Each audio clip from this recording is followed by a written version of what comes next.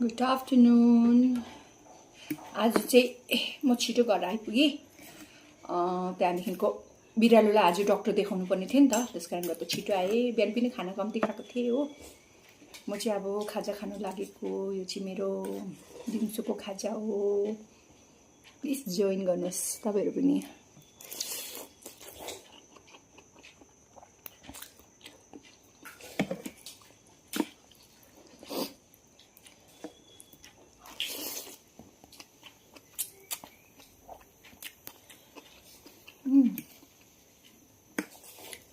नुन चाहिँ अलिक चर्को भइसक्यो।